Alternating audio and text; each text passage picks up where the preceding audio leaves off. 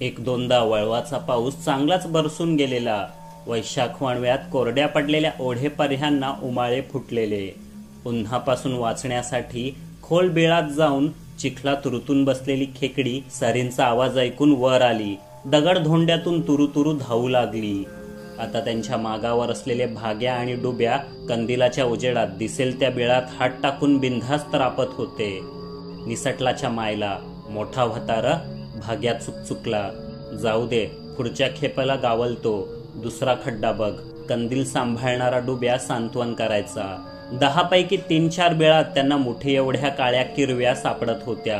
पण डुब्याने कंबरेला बांधलेली पिशवी अजून अर्धी सुद्धा भरली नव्हती. चिखल उकरत पावला पावलाने ते पुढे जात होते. तेव्हाच भाग्याला धारेजवळ चांगली तळहाता एवढी पसरट आणि जाडजूड किरवी दिसली. तो झटक्यात तिच्याकडे वळला, पण कंदिलाचा उजेड पाहून ती अनुभवी किरवी पटकन किनाऱ्यावरील दगड धोंड्यात शिरली. भाग्याने तिला नेमकं टिपलं आणि बिळात हात घातला. बिळ लांब रुंद होतं. हात दंडापर्यंत आत गेला. मागे डुब्या दोन्ही हातात कंदील धरून सावधान स्थितीत उभा. किरवीची ढेंग भाग्याच्या हाताला लागणारच होती. तेवढ्यात कुणीतरी मागून साथ दिली.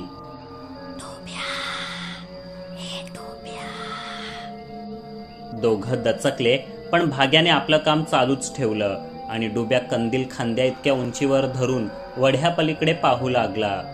रात्रीचे 2 वाजून गेलेले. गावापासून 1.5-2 मैलांवर असलेल्या गच रानातून वाहणारा ओढा. इथं या वेळेला कोण साथ देईल? हनम्या असेल कदाचित. किरव्यांचा सीझन आला की त्याला चैन पडत नाही. उद्या कालवणाला किरवी नसेल तर रात्री त्याचा डोळा लागत नाही. तोच असणार, पण कुठं दिसेना. त्याच्या कंदिलाचा उजेडही दिसत नव्हता. तेव्हा तो हनम्या नाही, भासच असेल असं वाटून डुब्याने पुन्हा बिळापाशी खुडबुडणाऱ्या भाग्यावर कंदील धरला. आपल्या मागे लागलेल्या खादाड माणसांना चुकवायला शिकलेली ती अनुभवी किरवी भाग्याच्या बोटांना स्पर्शून जायची, पण हाती मात्र लागत नव्हती. त्याने जोर लावून खांद्यापर्यंत हात आत सारला आणि तिची ढेंग पकडण्याचा प्रयत्न केला. तेव्हाच पाठीमागच्या अंधारातून पुन्हा एकदा साद ऐकू आली.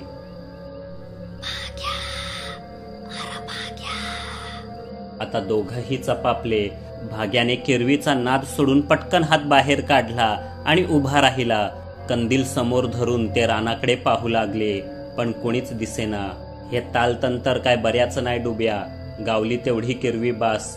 चल आधी घराकडे जाऊया, परत येऊ कधीतरी पुन्हा. भाग्या चाचरत म्हणाला आणि ज्या बाजूने आवाज आला होता त्याच्या उलट दिशेला दोघं निघाले. पाठीमागून अस्फुट हाका ऐकू येत होत्याच.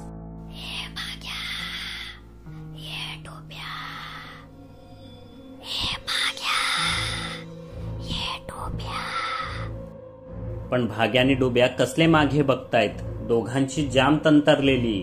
ओढ्याच्या कडेकडेने थोडं पुढे आल्यावर आवाज येणं बंद झालं. दोघांना हायसं वाटलं, पण रान अजून संपलं नव्हतं. ओढाही बाजूने खळखळत होताच. त्या अज्ञात आवाजाला भिवून त्यांनी जिथून ओढा पार करायला हवा तिथून ते बरंच पुढं निघून आले. आता मात्र कसली भीती नाही हे उमगून त्यांनी भगभगत्या कंदिलाच्या उजेडात ओढ्यात पाय ठेवला. वर डोंगरात अजूनही वळवाचा पाऊस मुसळधार बरसत असणार, कारण मागच्या 5-7 मिनिटातच ओढ्याचं पाणी वाढलेलं. एकमेकांना धरून ते सावकाशीनं अर्ध्यापर्यंत आले. तेव्हाच पुन्हा एकदा साद ऐकू आली. अंगावरील शहारे सावरत दोघांनी समोर पाहिलं आणि त्यांची बोबडीच वळली. खळाळत्या पर्ह्याच्या पलीकडं तो उभा होता, पूर्ण पांढऱ्या कपड्यातला. पाऊस नसतानाही पाण्यानं निथळणारा. मेलेल्या माणसाची असते तशी त्याची कातडी पांढरी फटक पडलेली, काही ठिकाणी झिजलेली, सडलेली. ओठ फुगून जाड झालेले. चेहराही सुजल्यासारखा टम फुगलेला. बटबटीत डोळ्यातून आतलं पाणी बाहेर येतं की काय असं वाटत होतं. तोच आपले सालटी निघत असलेले ओठ जमेल तितकं उघडून साथ देत होता.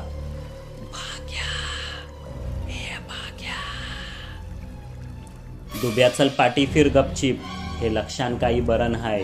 हा बाव नदीवरचा गिर्या हाय. भाग्या कुजबुजला. दोघांनी युटर्न घेतला. खळाळत्या पाण्याने निसरडे झालेले खडक चुकवताना खाली पाहणं भागच होतं. तेवढ्यात पुन्हा हाक ऐकू आली.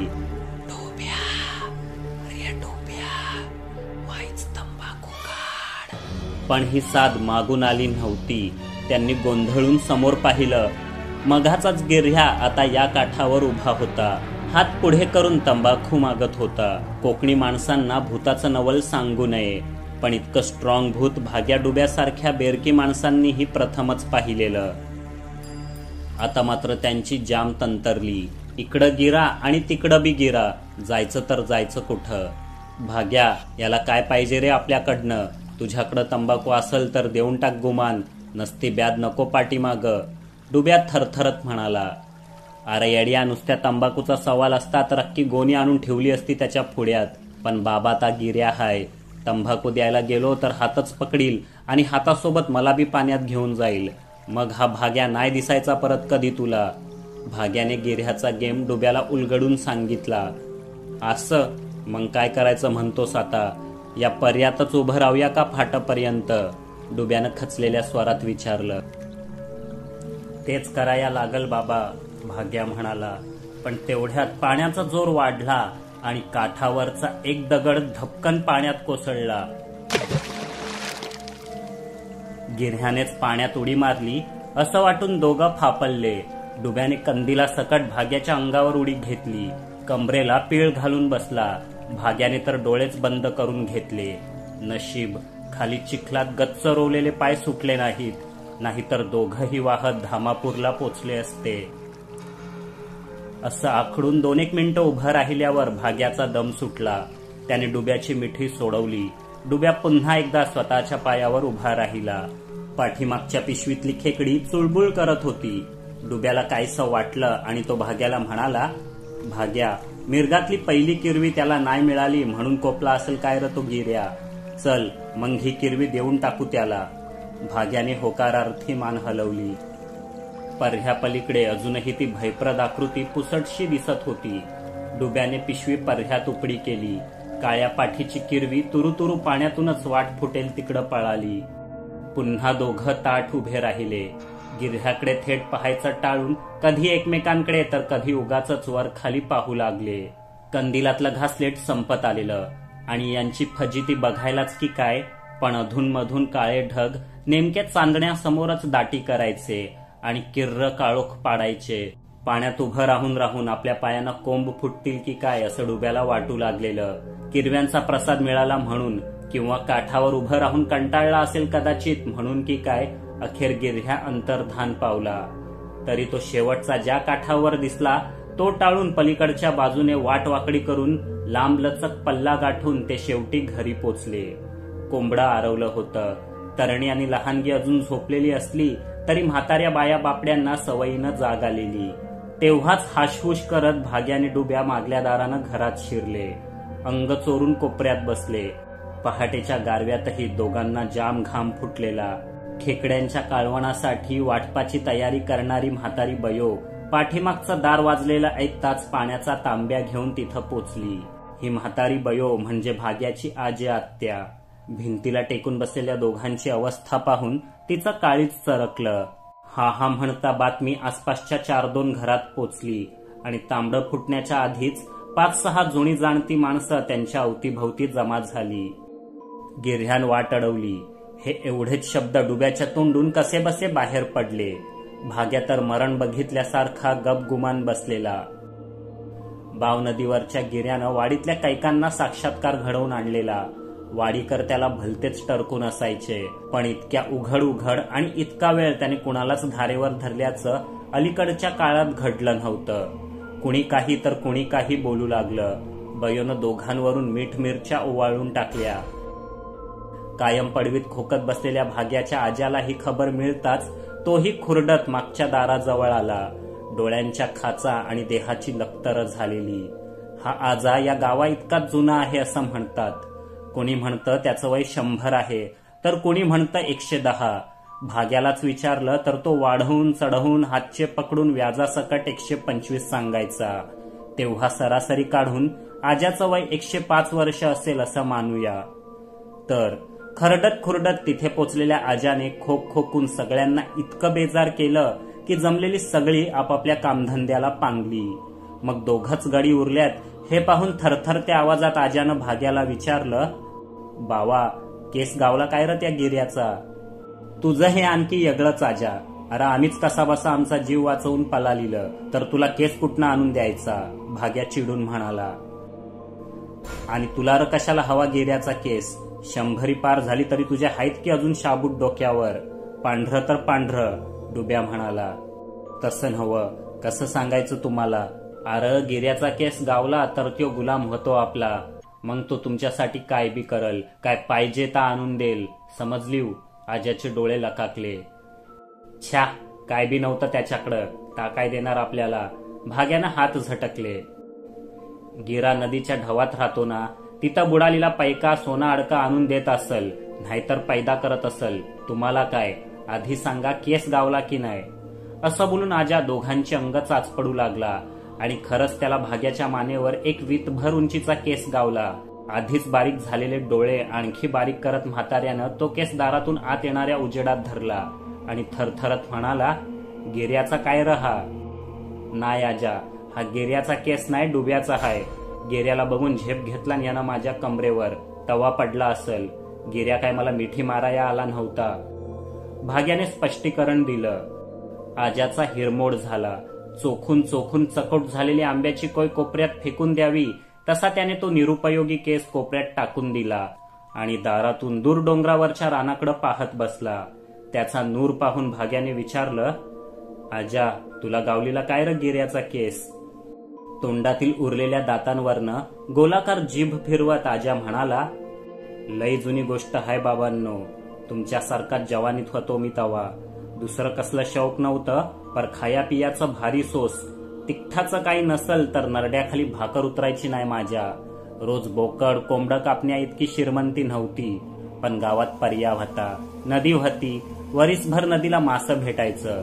पर पावसात हौर आला की कसलं काय, मग म्या पर्याकडं वळायचो, किरव्या शोधायचो.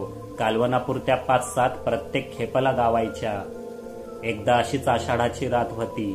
दिसभर पावसानं हैदोस घातलीला, पर तिन्ही सांजला शांत झाला. घरातली सुकटा संपलेली, तोंड पचपचित झालेलं.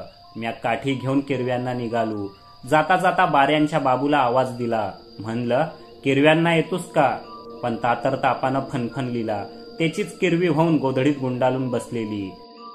मग म्या एकटाच डाव्या हातात कंदील आणि उजव्या हातात काठी घेऊन पर्यावर पोचलो. वारं होतं, कंदील भगभगत होता, जपून धराया लागायचा. मी पर्याच्या काटाकाटानं बीळ उकरत निघालो. बिल दिसलं, उकीर दिसला की थांबायचं, कंदील खाली ठेवायचा, हात बिलात घालायचा. जास्तीच खोल असेल तर काढू लावलेली काठी आत रुतवायची. फूस लावून किरवी बाहेर वाढायची आणि गपकन पकडायची. ढेंगा बांधून मागं कमरेला लावलेल्या पिशवीत टाकली की परत उभं राहायचं आणि पुढचा खड्डा शोधायचा. सुरुवातीला 1-2 बारीक सारीक किरव्या गावल्या, मग मात्र काहीच नाही. मी चिखलातून चालत पार नदीपतूर आलो. रानातले सगळे लहान मोठे परे वढे शेवटी आपल्या बाव नदीलाच जाऊन मिळतात. नदीच्या दरला पर कधी कधी मोठ्या किरव्या गावतात. मी कंदील सावरत चिखल उपसत दगड धोंड्यातून फिरत होतो. 1-2दा कातलावरून पडता पडता बी वाचलो. तवाच एक आवाज ऐकू आला, दमान र बाबा दमान, नाहीतर पडशील बिडशील.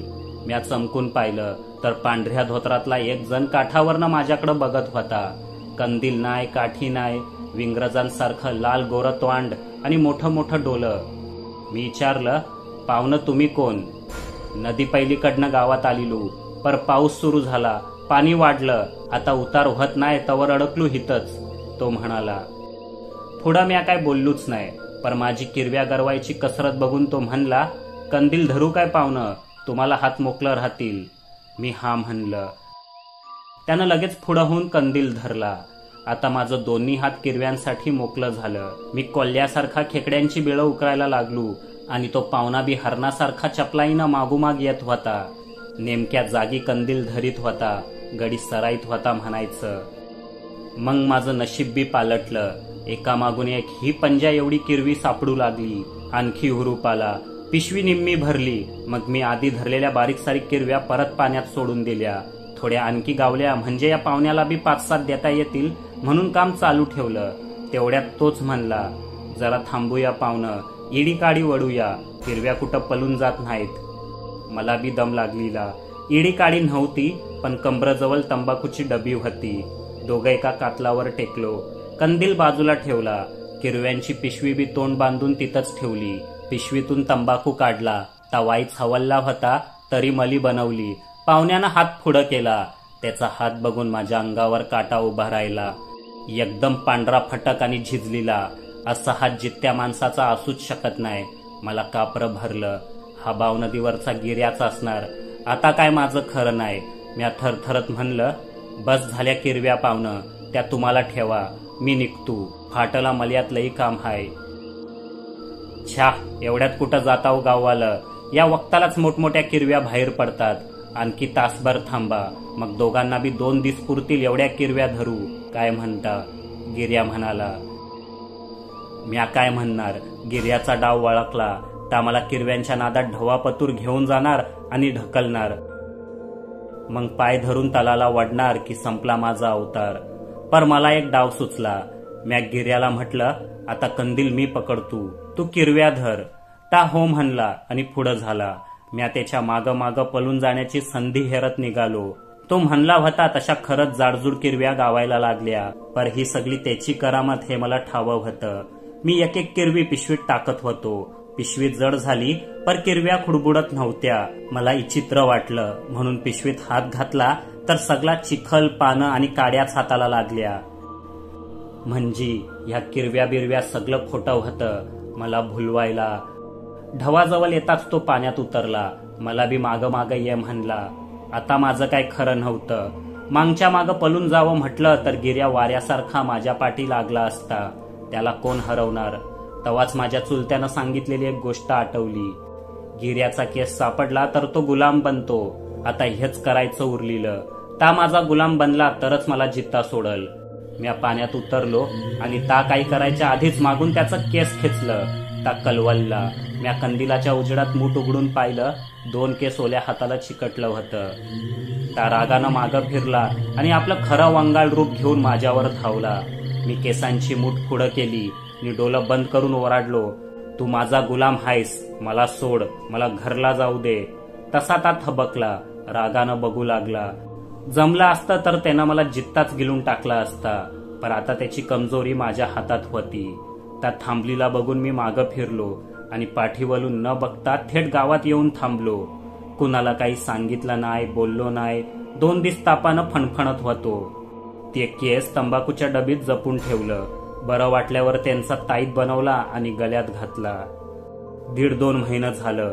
पावसाचा जोर वसरला. नदीवाड्यांना उतार पडला. लोक माशाला जाऊ लागली. म्या बी धीर करून एका रात्री ढवावर गेलो. गिर्याला बोलावला. त्या दातवट खाईत समोर आला. पर माझ्या गळ्यातला ताईत बघून पाण्यातच थांबला. म्या म्हटलं, तू माझा गुलाम आहेस. मी बोलतो ते करायचं. म्या मागन ते द्यायचं. ता काहीच बोलला नाही. फक्त घुश्यानं बघित होता. म्या म्हटलं, मला सोन्याची अंगठी आणून दे. त्यानं ढवात बुडी मारली. 5-10 मिनिटा कुठंसा गायबच झाला. परतला तेव्हा त्याच्या हातात खरंच अंगठी होती. म्या खुश झालो. घरी आलो. गिर्याबद्दल कुणाला सांगितलं नाही. तुझ्या आजेला बी नाही. अंगठी तिजोरीत ठेवून दिली. मग मला नादच लागला. दर आठवड्यातनं 2-3 याला ढवावर जायचो. गिर्याकडे हे दे ते दे मागायचो. तो बुडी मारून आणून द्यायचा. पर फक्त नाणी आणि दागिनच. कंदीमध्ये एखादा हिऱ्याचा खडा बी. मला वाटतं नदीत कुणाचं जे जे काही बुडालेलं आहे ते सगळं ते का गावतं. ता मला आणून द्यायचा. मी सोनाराकडे जाऊन इकायचो. बराच पैका जमला. त्या पैशावरच ही माडी बांधली. जोशाकडून 5 एकर जमीन विकत घेतली. आंब्या काजूची बाग लावली. पर माझी भूक वाढलेली. आता आठवड्यातनं 4-4 वेळा ढवावर जायचो. माशांचं निमित्त करून. मासं कमी आणि पैका जास्त आणायचो. तुझ्या आजेला संशय येऊ लागला. म्या रातीचं बाहेर जाऊन नदी पहिलीकडच्या गावात चोऱ्या करतो, घरफोड्या करतो असं भलतंच तिला वाटायला लागलेलं. एका रात्री तिनं गुपचूप माझा पाठलाग केला आणि ढवावर आली. जांभळी आड लपून बघायला लागली. गिरा बाहेर येताच तिचं डोलं पांढरं झालं. मोठ्यानं किंचाळली आणि तोल जाऊन ढवात पडली. म्या लगेच पाण्यात उडी घेऊन तिला हुडकलं. पर कुठंच गावना. पार तलाला गेली होती.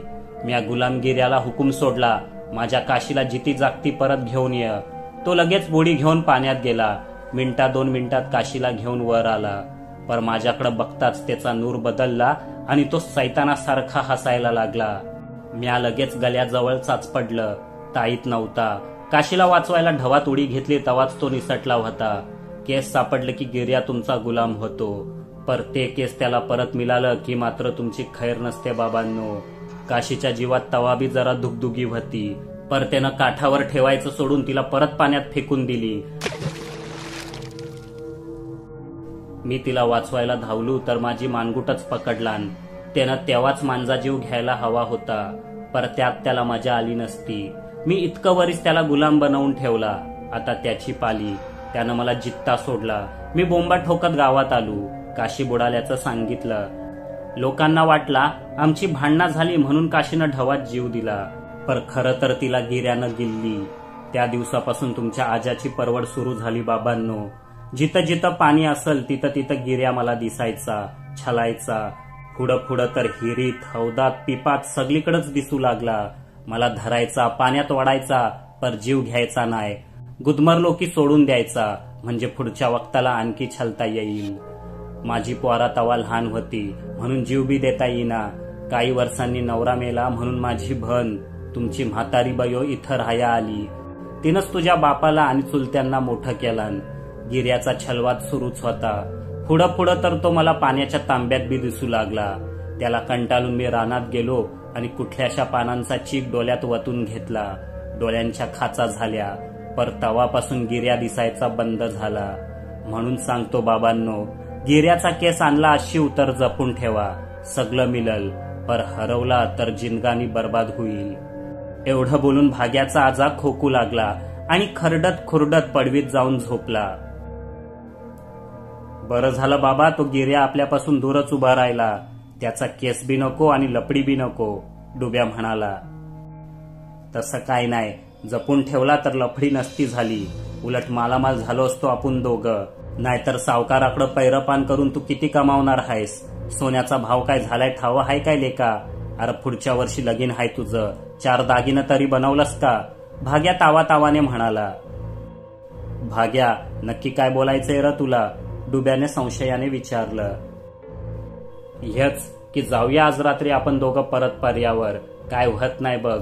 गिर्या दिसला तर त्याला इडी काडी देऊ, बोलतं ठेवू. माझ्याकडे त्याचं ध्यान असेल तेव्हा तू पटकन त्याचं केस खेच. तुझ्याकडे ध्यान असेल तर मी खेचीन.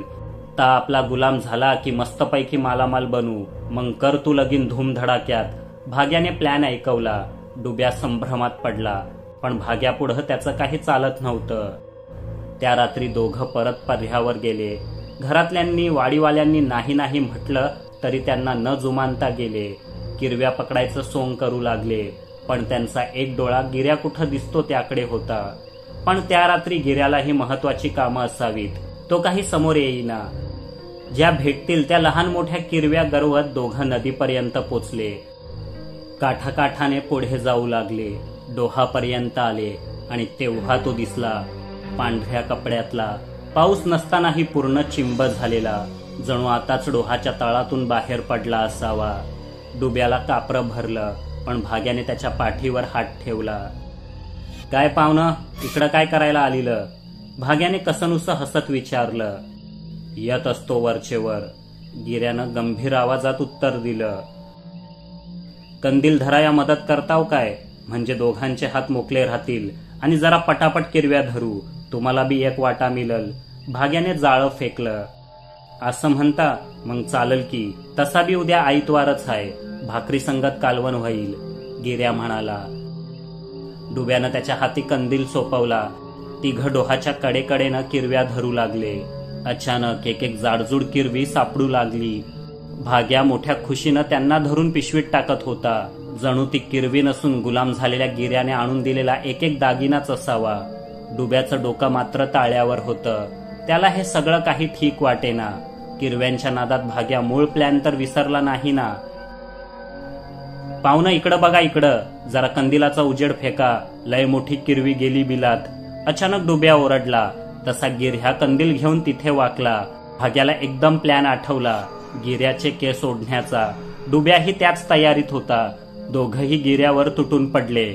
बेसावत गिर्याचा तोल गेला आणि तिघेच्या तिघे डोहात पडले. खूप मोठी झटापट झाली.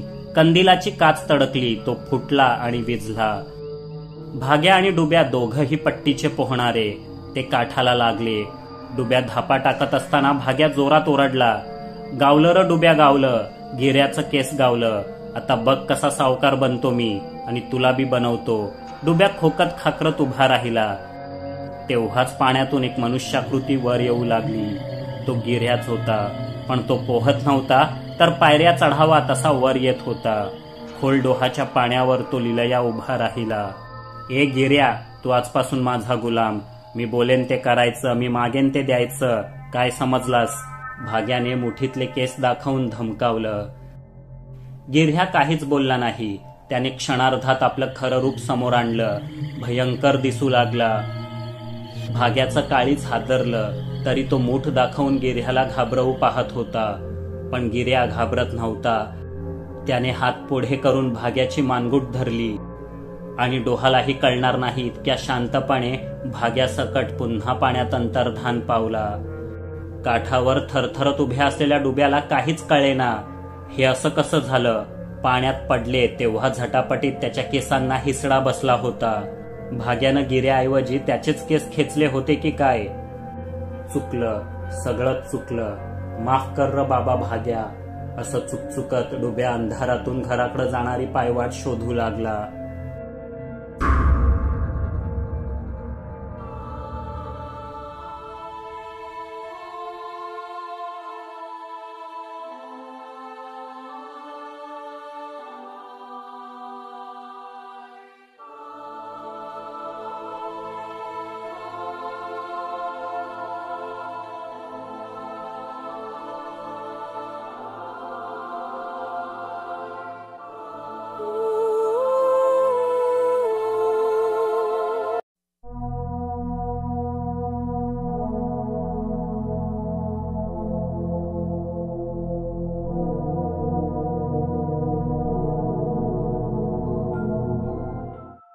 आजोबा नको नको म्हणत असतानाही बाबा, तात्या आणि काकांनी शहा बिल्डर्सच्या नादाला लागून आमच्या नदीलगतच्या 70 एकर जमिनीला तारेचं कुंपण घातलं.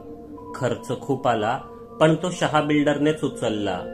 आवळा देऊन कोहळा कसा मिळवायचा आहे त्याला चांगलंच ठाऊक होतं. त्या दिवसापासून आजोबांनी बोलणंच टाकलं. घुम्यासारखं वागू लागले. वेळी अवेळी, घरात घराबाहेर, कुठल्याही दिशेला हात जोडून, माफ कर र बाबा राखणदारा.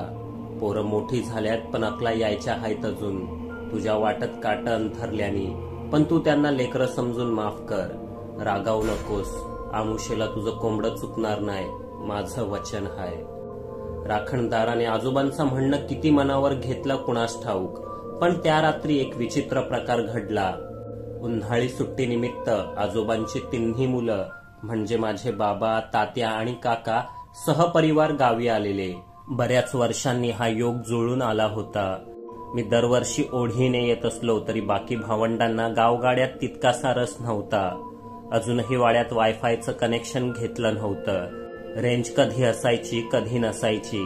भरपूर सेल्फीज आणि फोटो घेऊन झाले की तीच झाडं, तीच नदी, चुलीवरचं सुग्रास जेवण यांचा कंटाळा येऊ लागायचा. पोस्टवरचे लाईक्सही कमी व्हायचे. मग उरलेले दिवस काय करायचं म्हणून माझ्या चुलत भावंडांनी गावी येणं कमी केलं. आले तरी आठवडाभरापेक्षा अधिक राहत नसत. मी मात्र दरवर्षी पूर्ण 2 महिने मुक्काम करायचो आणि सुट्ट्या संपल्या की आजोबांच्या गळ्यात पडून जड मनानेच गावाचा निरोप घ्यायचो, ते पुढल्या वर्षी येण्याचं पक्क करूनच. यंदाचं वर्ष मात्र शेवटचं ठरणार होतं. कागदी व्यवहार पूर्ण झाले की जमीन शहा बिल्डरची होणार. तो इथे सर्व सुविधायुक्त रिसॉर्ट उभं करणार. आम्हाला जमिनीची योग्य किंमत देऊन कोपऱ्यात एक छोटंसं घर बांधून देणार. आजीच्या निधनानंतर आजोबा एकटेच इथे उरलेले. त्यांना काय करायचंय मोठं घर, उगाच साफसफाईचा त्रास, असंच सर्व काका काकींचं म्हणणं. तेव्हा जमीन दोस्त होण्याआधी पुन्हा एकदा या मूळ वास्तूत जगून घेऊ असं वाटलं असेल, किंवा 7/12वर सर्वांची नावे आहेत म्हणून व्यवहारासाठी असेल. पण सगळे एकत्र आले होते.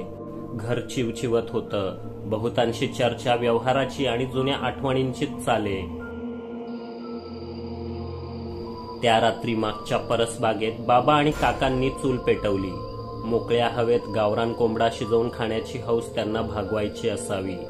तिन्ही भावांनी मुंबईवरून वाईनचा बराच स्टॉक आणलेला आणि आजोबांची नजर चुकवून त्यांचं दारूकाम नियमितपणे सुरू असायचं. घरात बायका वडे आणि इतर पदार्थ बनवण्यात गुंतलेल्या. तरणी ताठी पोरं मोबाईल घेऊन आपल्यातच मशगूल होती. मी बागेतील माडांना बांधलेल्या झुल्यावर झोपून जीएनची एस्किलार ही कादंबरी वाचत होतो. रात्र चढू लागल्याने नदीवरून गार वारा वाहू लागला. सोबत बागेतील तयार झालेल्या हापूस आंब्यांचा घमघमाट. कधी एकदा आंबे उतरवून त्यांची अढी घातली जाते असं झालेलं. वाऱ्याने दिशा बदलली तसा परसबागेतील रटरटत्या कोंबडीचा गंध भूक चाळवून गेला. मी कादंबरी ठेवून उठलो. मागे जाऊन जेवणाचं कुठवर आलंय हे पाहावं म्हणून निघालो. तेव्हाच उजव्या बाजूने एक भयप्रद किंकाळी ऐकू आली. घरातले सगळेच एकदम स्तब्ध झाले. किंकाळी केळीच्या बनातून ऐकू आली होती. तिथूनच एक पायवाट नदीकडे जायची. एरवी तिथे दाट अंधार असला तरी आज चांदणं असल्याने बऱ्यापैकी दिसत होतं. मी जवळच होतो. लगेच आवाजाकडे धावलो. मागोमाग घरातले सगळे. केळींना वळसा घालून खाली नदीकडे जाणाऱ्या वाटेवर तात्यांचा संदेश बेशुद्ध होऊन पडलेला. शेजारी त्याचा मोबाईलही होता. मी पटकन त्याला उठवून बस्त केलं. तोवर बाकीचेही तिथे पोचले. त्याला असं पाहून छोट्या काकूंना धडकी भरली. त्यांनी तात्यांना पुढे ढकलत म्हटलं, अहो बघा लवकर काय झालंय त्याला. मी डॉक्टरला बोलवू का? पण छे, इथे तर रेंजही मिळत नाही आयत्या वेळेला. काकू घाबरू नका. किंचाळून बेशुद्ध पडलाय तो. म्हणजे फार काही झालं नसेल, फक्त घाबरला असेल कशाला तरी. त्याने या वेळेला एकटं इथे यायला नको होतं, मी म्हटलं. सर्वांनी उचलून त्याला आत नेलं. कांदा नाकाला लावला. तोंडावर पाणी वगैरे मारलं. तो शुद्धीवर आला. डोळे किलकिले करून पाहू लागला. भान परतल्यावर त्याचं पहिलं वाक्य हे होतं, ओ गॉड, माझा मोबाईल राहिला की काय तिथेच? नाही रे राजा, आणलाय तुझ्या बाबांनी हा बघ. पण नेमकं काय झालं होतं रे सोन्या? छोट्या काकूंनी आपल्या 22 वर्षांच्या सोन्याला अर्थात संदेशला अतिव काळजीने विचारलं. मी माझ्या फ्रेंडशी बोलत होता mummy. I got range there. But बोलता बोलता अचानक रेंज गेला. मी हॅलो हॅलो बोलत पुढे गेला. तो जो ट्रेल आहे ना नदीकडे जाणारा, somebody was there. Strong old man in dhoti. I thought जाईल तो बाजूने गुपचूप, पण तो डायरेक्ट माझ्या मागे येऊन उभा राहिला. मी टर्न झालो तेव्हा रागाने बघत होता माझ्याकडे. ही वॉज सो टॉल, 6'8" और मे बी 6'10". त्याला बघूनच मी अनकॉन्शियस झाला. संदेशने हकीकत सांगितली. त्याचं शुद्ध इंग्लिश मीडियम मराठी ऐकून मी सुद्धा अनकॉन्शियस होईल की काय असं वाटू लागलं. काय हे अण्णा, तारा लावल्या तरी असं कोणीही घुसतं आपल्या प्रॉपर्टीत? तात्यांनी आजोबांकडे पाहून रागारागाने विचारलं. बरं घुसतात ते घुसतात, वर दमदाटी करतात लहान पोरांना. छोट्या काकूने डोळे मोठे करत म्हटलं. मी आश्चर्याने 5.5 फूट उंच गुटगुटीत संदेशकडे पाहिलं. कुठल्याही बाजूने तो लहान पोर वाटेना. संत्या, अरे येडा की खुला तू. काकूनी घुसखोर नव्हता, राखणदार होता आपल्या जमिनीचा. देवचार बोलतात त्याला, आजोबांनी समजावलं. 4 नाही ग्रँडपा, एकच होता. Only 1 old man. संदेशने पटकन म्हटलं. मला हसायला येत होतं, पण परिस्थितीचं गांभीर्य बघून कसंबसं आवरलं. आजोबांनी डोक्याला हात लावला. त्यांच्या तिन्ही मुलांचा जन्म या वाड्यातच झाला असला तरी शालेय शिक्षणानंतर ती जी शहरात गेली ती गेलीच. पुढचं शिक्षण, नोकरी, लग्न वगैरे त्यांनी शहरातच केलं. अर्थात सर्व महत्वाच्या प्रसंगी आजोबांची उपस्थिती होतीच, आशीर्वादही होते. आपला एकही मुलगा वाया गेला नाही. ते गावी परतले नाहीत, पण शहरात त्यांनी उत्तम संसार केला. घरे घेतली, मुलांना वाढवलं, चांगलं शिक्षण दिलं. याचा आजोबांना सार्थ अभिमान होता. त्यांची तक्रार एवढीच होती की पंख पसरून उडताना, आभाळ कवेत घेताना घरट्याशी जुळलेली नाळ तोडू नका. प्रत्येक वेळी गावी आलो की हेच वेगवेगळ्या प्रकारे ते सांगायचे. मला कळायचं, शहरात कितीही रमलं तरी इथे आपलंसं वाटायचं. आजीशी आणि फक्त तसबिरीतूनच पाहिलेल्या इतर पूर्वजांशी नाळ जुळल्यासारखं वाटायचं. आजोबांचंही इतर नातवंडांपेक्षा माझ्यावर थोडं अधिकच प्रेम होतं. त्यामुळे ते हे घर आणि सगळी जमीन माझ्याच नावावर करतात की काय असा दोन्ही काका आणि काक्यांनी धसका घेतलेला. पण आजोबांच्या मनात तसं काही नसावं आणि मलाही हिश्शाबिश्शात काही रस नव्हता. पण उद्या हे घर आणि ही जागा शहा बिल्डरला विकून टाकली तर आपल्या मातीशी आपली नाळ कायमची तुटणार याचं दुःख मात्र होतं. संदेशला खरंच राखणदार दिसला असेल यावर आजोबा आणि मी सोडून घरात कोणालाच विश्वास नव्हता. आजच्या काळात आपल्याकडे वैज्ञानिक दृष्टिकोन असायला हवा, पण त्यासाठी पूर्वापार चालत आलेल्या निरुपद्रवी चालीरीती सरसकट मोडीत काढण्याची गरज नाही. प्रत्येक घराचा एक वास्तुपुरुष असतो, तसा प्रत्येक गावाचा एक राखणदार असतो. त्याला दर अमावस्येला नारळ, कधीतरी एखादं कोंबडं वगैरे अशी बिदागी दिली तर तो खुश होतो. गावाचं आणि गावात राहणाऱ्यांचं रक्षण करतो.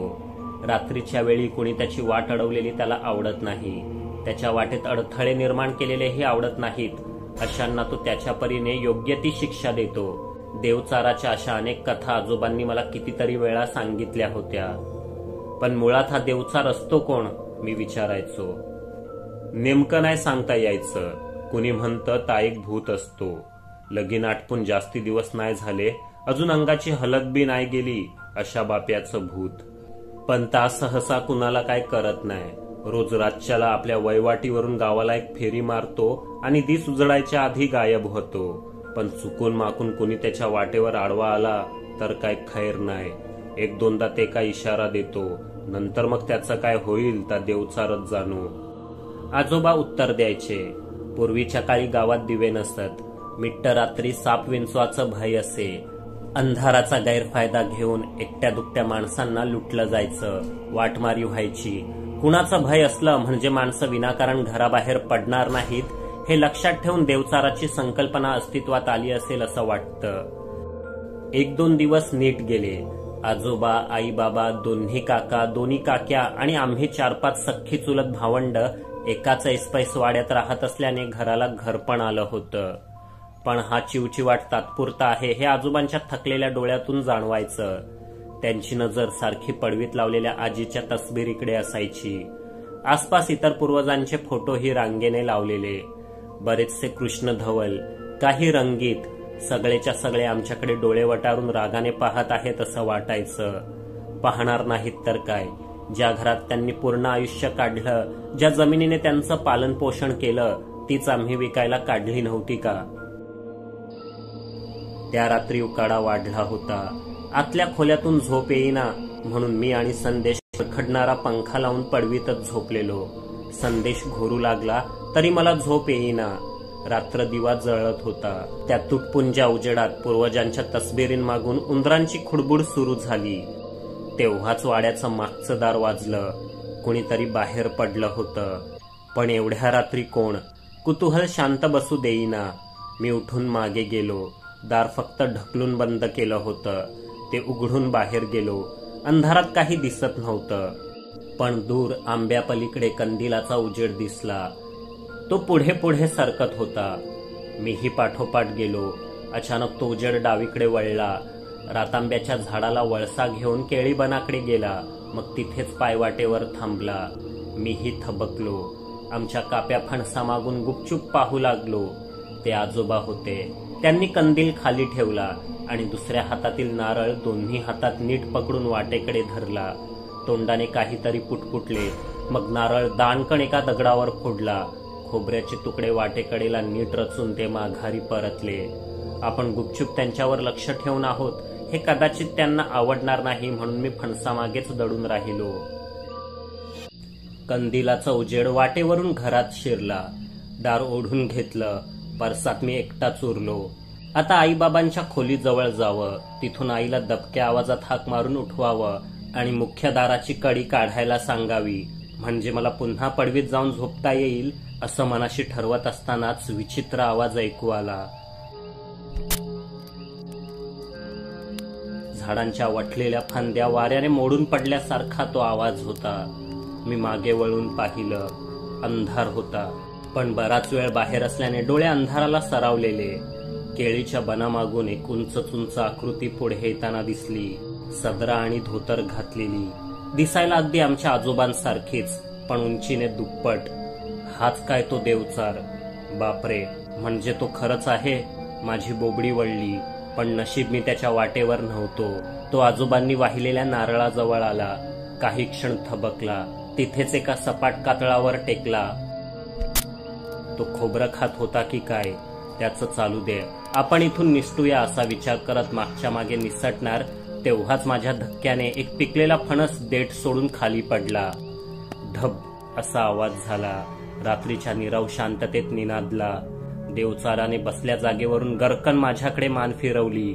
तो निखाऱ्यागत डोळ्यांनी माझ्याकडे पाहत होता. माझी दात खेळी बसली. संदेश सारखा मीही खाली भोवळ येऊन पडणार की काय असं वाटत असतानाच मागून कोणीतरी धरलं. ते आजोबा होते.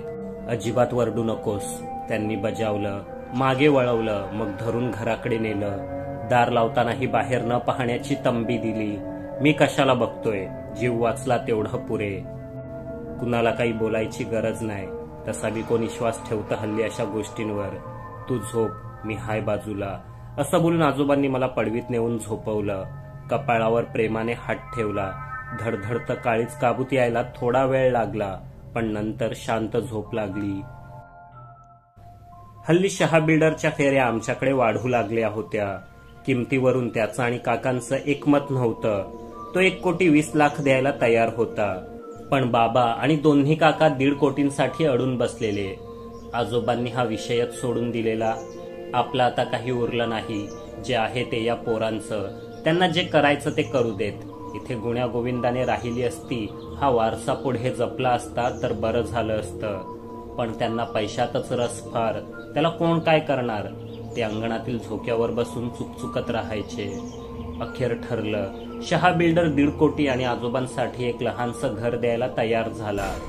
या नदीलगतच्या 70 एकर जमिनीवर अनेक लॉजेस, रेस्टॉरंट, स्विमिंग पूल, इतर सोयी सुविधांसह आलिशान रिसॉर्ट बनवण्याची ब्लूप्रिंट तयार होती.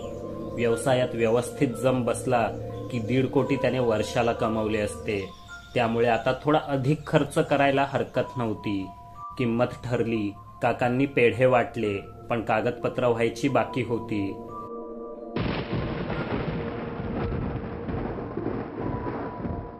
संध्याकाळी अचानक ढग दाटून आले. वारा सुटला.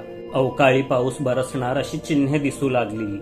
रात्री विजा कडाडू लागल्या. झाडं पिसाटल्यासारखी सळसळली. पिकल्या आंब्यांचा खच पडला. मध्यरात्रीच्या सुमारास या चक्रीवादळाचा हैदोस थांबला. सगळं काही शांत असताना अचानक केळीच्या बनामागून तडतड आवाज ऐकू येऊ लागला. बाकीचे झोपले असावेत म्हणून त्यांनी फार लक्ष दिलं नाही, पण मी उठलो. आजोबांच्या खोलीत दिवा जळताना दिसला. त्यांनाही झोप येत नसावी. ते पडल्या पडल्याच अस्वस्थपणे आढ्याकडे पाहत होते.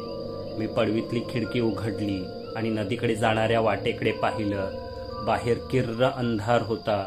काही दिसेना, पण नुकत्याच बांधलेल्या तारेच्या कुंपणात नदीकडून येणारं एखादं श्वापद अडकलं असावं आणि ते सुटकेचा प्राणांतिक प्रयत्न करत असेल असं वाटलं.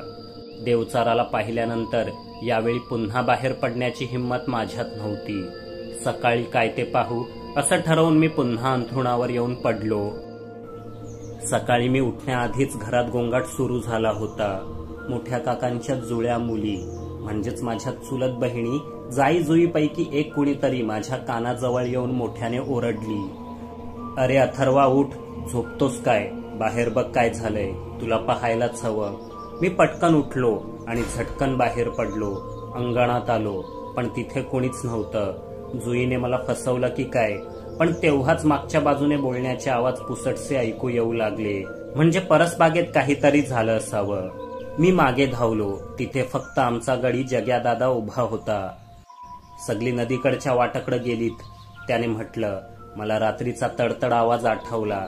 नक्कीच तिथे कुठलं तरी जनावर अडकलं असणार. मी धावत त्या दिशेने गेलो. केळीच्या बनामागे नदीकडच्या वाटेवर आजोबांसह सगळे उभे होते. सर्वच्या सर्व हादरून गेलेले, कारण रात्रीच्या वावटळीने केळींमागचं ताराचं कुंपण साफ उद्ध्वस्त करून टाकलेलं. जणू एका महाकाय राक्षसाने रागाच्या भरात त्या तारा खेचून उखडून टाकल्या असाव्यात. तारांसोबत जमिनीत खोलवर गाडलेले सिमेंटचे खांबही उन्मळून पडले होते.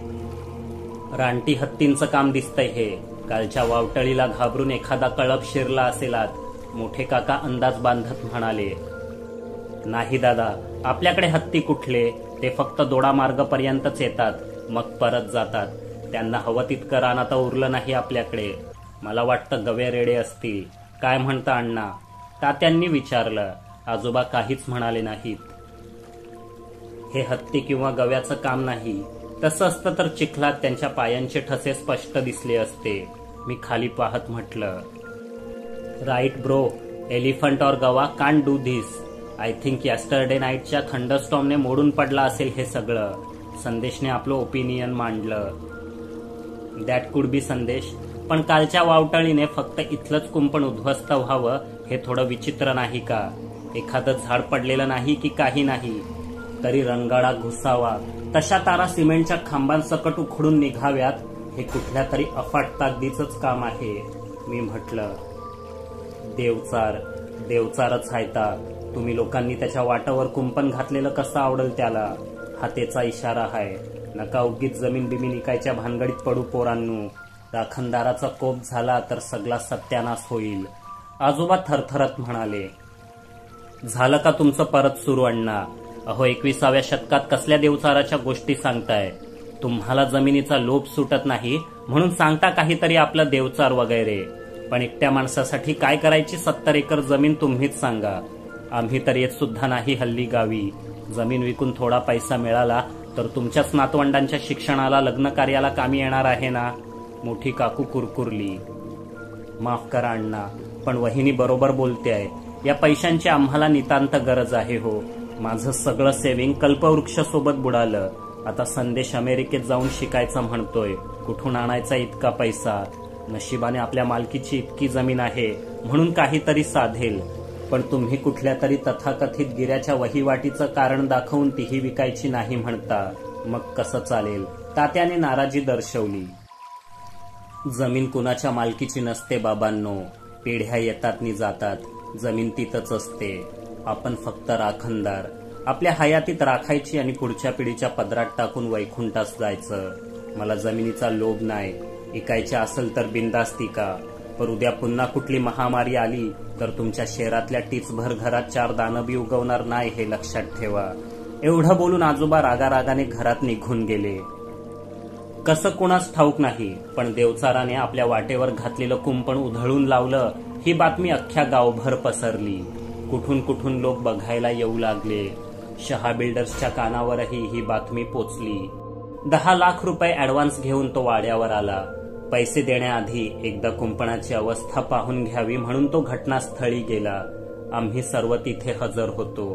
चोळामोळा झालेल्या तारांची अवस्था पाहून तो मोठ्या काकांना म्हणाला, तुम्ही श्रीमंत होणार हे आसपासच्या लोकांना बघवत नाहीये जगदीश भाऊ. देवचार बेवचार असा काय बी नसतो. मी मागल्या 25 वर्षापासून कोकणातल्या जमिनी विकत घेतोय. दुसऱ्याचं बरं बघवत नाही असे लोक मुद्दाम तिथे भुताटकी हाय अशी अफवा सोडून देतात. जागेचा भाव पाडतात. इथे बी असाच मामला दिसतोय. तुम्हाला प्रॉब्लेम नसेल तर माझी 2 माणसं ठेवू काय आज रातच्याला इथे? जो माणूस आपल्याला 10 लाख कॅश देणार आहे त्याला नकार कसा देणार? दोन्ही काकांनी मान डोलावली. उशीर झाला म्हणून कुठलीही कागदपत्रे न करता शहा परत गेला. पण आपली 2 माणसे त्याने परसबागेत ठेवली. ही माणसे इतर कोणी नसून शेजारच्या गावचे गावगुंड सूर्या आणि मन्या होते. त्यांनी रात्रीचा पुरता बंदोबस्त केलेला. एका पिशवीत डबाभर मटण, भाकऱ्यांची थप्पी आणि देशी दारूच्या बाटल्या सोबत आणलेल्या. ते पाहून मोठी काकू कुरकुर करू लागली. बाई माणसाच्या नादाला लागण्यापेक्षा दूर जाऊन शांतपणे ढोसू असा विचार करून ते केळीबनाच्या आडोशाला गेले. पायवाटेवरच सतरंजी अंथरून कार्यक्रम उरकू लागले.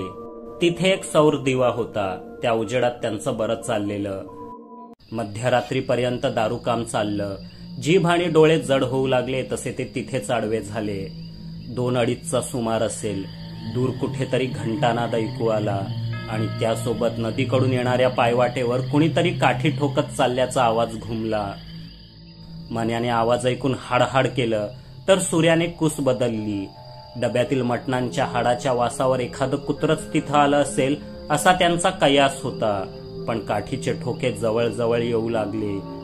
त्यासोबत करकरीत कातडी चप्पल पायवाटेवरच्या खड्यांची चिरडून धूळमाती करत पुढे सरकत असल्याचा आवाज.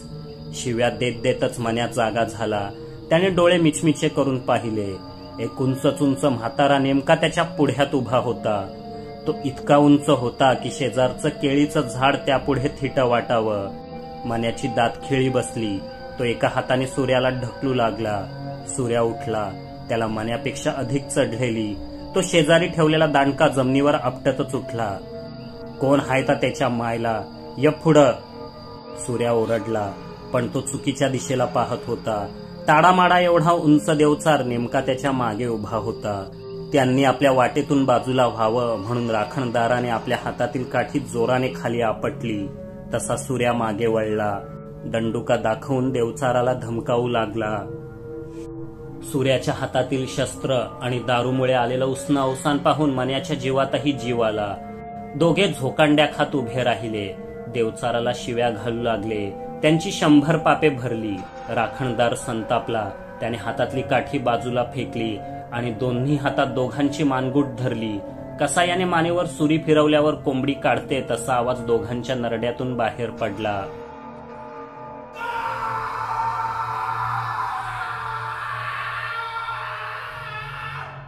पहाटे गाव जागा झाला. तो मन्या आणि सूर्याच्या प्राणांतिक किंकाळ्यांनीच. आमच्यासह संपूर्ण वाडी त्यांना आमच्या जमिनीत शोधू लागली. पार नदीपासून टेकडीपर्यंतचा फेरफटका 2-3 वेळा मारूनही कोणी सापडेना. शेवटी नीट उजाडल्यावर दोघंही आमच्या 200 वर्ष जुन्या देवआंब्यावर लटकलेले नजरेस पडले. त्यांचे पाय रानवेलींनी घट्ट बांधून जमिनीपासून जवळपास 100 फुटांवर त्यांना उलट लटकवलेलं. हे आकृत बघायला अख्खा गाव तिथे लोटला. धपापणारी छाती बघून ते जिवंत आहेत अशी खात्री होती, पण त्यांना खाली कसं उतरवणार. ज्या फांदीला त्यांना लटकवलं ती मजबूत होती, पण तिथे चढणं मात्र कुठल्याही मनुष्याला शक्य नव्हतं. हे देवचाराचंच काम. संपूर्ण गावाची खात्री झाली. आमच्या घरातल्या सुजाण माणसांनाही या घटनेचं समर्पक शास्त्रीय कारण देता येईना. शहा बिल्डरला ही बातमी मिळताच तो पोलिसांना सोबत घेऊन आला. पण हे प्रकरण पोलिसांच्याही आकलनापलीकडे होतं. असंख्य उपाययोजना अयशस्वी ठरल्यावर अखेर संध्याकाळी 5 वाजता त्या दोघांना खाली उतरवण्यात आलं. त्यांची रवानगी थेट इस्पितळात झाली. बाबा आणि दोन्ही काकांनी बऱ्याच विचारांती अखेर एकमताने शहा बिल्डर्सचे ऍडव्हान्स घेतलेले 10 लाख परत दिले आणि कुंपण काढून टाकण्याची विनंती केली. जमलेले शेकडो गावकरी पाहून शहा बिल्डरही फार काही बोलला नाही.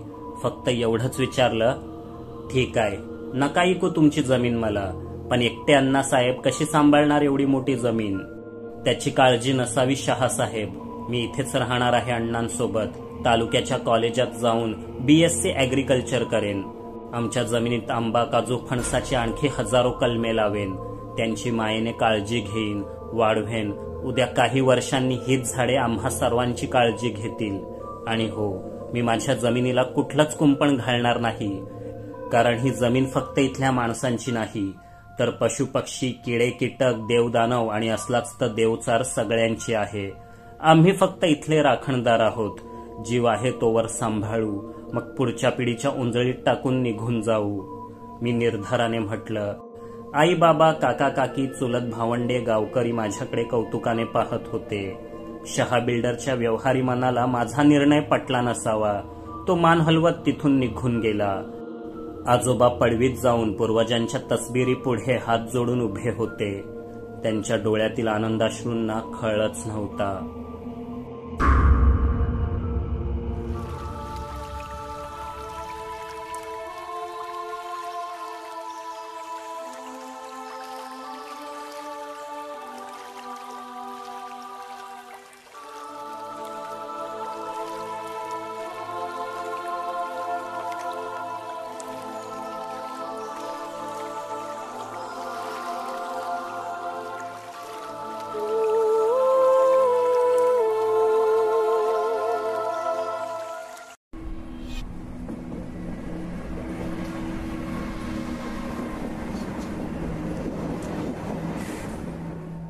शेवटची लोकल प्लॅटफॉर्म सोडून गेल्यानंतरची वेळ. मिनिटांआधी गर्दीने गजबजणारा पण आता सुनसान झालेला फलाट क्रमांक 6. भीतीचा प्राणांतिक धक्का बसल्याने डोळे फाडून पाहणारा मी आणि माझ्यापासून हातभर अंतरावर बाकापलीकडे खाली बसलेला तो म्हातारा म्हणतोय, मीच तो मानकाप्या आहे. 12 गावच्या 112 झपाटलेल्या वाड्यांचं पाणी प्यायलेला मी सहसा कुठल्याच भूतावळीला भीत नाही. जे काही भयंकर आहे ते उघड्या डोळ्यांनी आजवर पाहिलं आणि पचवलं. आता भिण्यासारखं काही उरलंच नाही असं वाटत असताना हा म्हातारा भेटला, जो म्हणतोय, हो मीच मानकाप्या आहे. त्याच्या आवाजातला खंबीरपणा, डोळ्यातील धार पाहून तो चेष्टा करतोय असं वाटेना, पण त्याचं डोकं त्याच्याच मानेवर स्थिर उभं आहे आणि त्याच तोंडाने तो सांगतोय, मीच तो मानकाप्या आहे.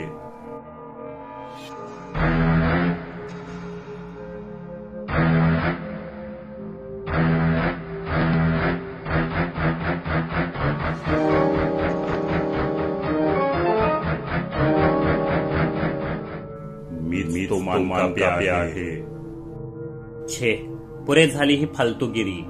उपाशी आहे, वडापाव खायचा आहे या बहाण्याने दिवसभर लोकांकडून पैसे गोळा करून रात्री कुठली जडीबुटी फुंकतात हे म्हातारे.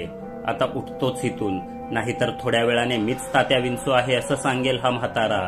असा विचार करून मी रागाने उठलो आणि त्याच्याकडे न पाहताच जाऊ लागलो. 5-7 पावलं पुढे गेलो, तेवढ्यात मागून आवाज आला, अरे पोरा तुझं सामान तर घेऊन जा.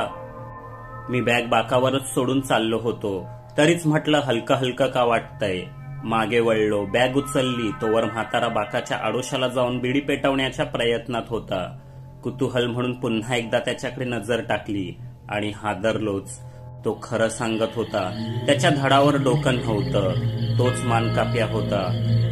उलट पावली मागे धावण्याच्या नादात अडखळून खाली पडलो. आपल्याच नादात तुम्ही प्लॅटफॉर्मवर चालत असता आणि अचानक स्थानकात शिरणाऱ्या लोकलचा जोरदार भोंगा तुमची झोप उडवून जातो, तसं काहीसं झालेलं. डोकंच नसलेला म्हातारा बिडी कशी पिणार असा आचरट प्रश्न विचारू नका, कारण ते पाहायला मी तिथे थांबलोच नाही. फलाटावरून ट्रेनपेक्षा वेगाने धावत सुटलो. जो जिना दिसला त्याने वर चढलो. धावत धापा टाकत पुलावरच उभा राहिलो. तिथे काही गर्दुल्ले ठार झोपेत घोरत होते. कोणी का असेना, पण आसपास माणसं आहेत या जाणीवेने थोडं बरं वाटलं. आता पहाटेची पहिली लोकल येत नाही तोवर इथेच थांबायचं असं ठरवून एका कोपऱ्यात थरथरत बसलो. तुमच्या मनात अनेक प्रश्न असतील, बरोबर ना? त्यासाठी हा किस्सा सुरुवातीपासूनच सांगितलेला बरा. या घटनेला 14 नाही तर 15 वर्ष नक्कीच झाली असतील. माझं नाव बळीराम. गावाकडे काही लोक बाबरू तर काही बबन म्हणतात. फार काही सावकार नसलो तरी बाबा गावच्या तहसीलदार कार्यालयात कारकून असल्याने बरं चाललं होतं. आयुष्याची पहिली 25 वर्ष शिक्षणासोबत मौज मजाही खूप केली. सगळं काही आईबापाच्या जीवावर. मग लग्नाचं वय आलं. चांगली नोकरी नसेल तर पोरगी कोण देणार? बाबांनी बऱ्याच ठिकाणी वशिला लावला, पण जमलं नाही. शेवटी मुंबईत राहणाऱ्या मामांनी एका कंपनीत लावून देतो असं आश्वासन दिलं. मुंबईत नोकरी करणाऱ्यांना चांगली स्थळं येतात म्हणून घरचेही तयार झाले. राहण्याची सोय मामाकडेच होणार होती, पण मामा राहायचा विरारला. मी रत्नागिरीवरून दुपारची बोरवली एसटी पकडली. बोरवली डेपोवरून स्टेशनला कसं पोचायचं, कुठल्या प्लॅटफॉर्मवर जायचं, मग कुठली ट्रेन पकडायची, सगळं मामाने फोनवर नीट समजावलं होतं. मला समजलंही होतं. याआधीही सुट्टीत मी 1-2दा मुंबईत येऊन गेलो होतो. तसा काही एकदम नवखा नव्हतो. पण पनवेलला पोचलो आणि आमच्या लालपरीचे टायर पंक्चर झाले. तासभर त्यात गेला. ठरवलेली लोकल चुकली. बोरवली स्टेशनला पोचून मी जिना चढत असताना शेवटची ट्रेन धाडधाड करत निघून गेली. तरी पुढे एखादी गाडी असेल अशा वेड्या आशेने मी फलाट क्रमांक 6 वर येऊन बाकावर बसलो. रिकामा फलाट पाहून आता बरीच वाट पाहायला लागेल हे कळून चुकलं. भूक लागली होती. डब्यातली भाजी भाकरी काढली.